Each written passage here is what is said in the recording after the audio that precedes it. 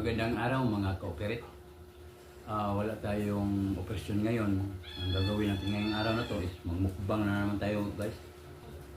Before tayo mukbang guys, ano tayo, pray muna tayo sa Panginoon, sa panalangin Panginoon sa aming harapan.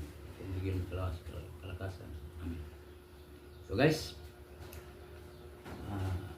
umpisa na tayo, mukbang na tayo guys. Pag-inintay natin ito.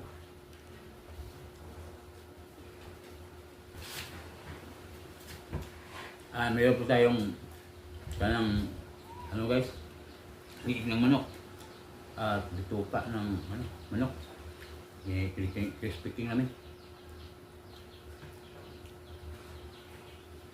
Yung itlog po.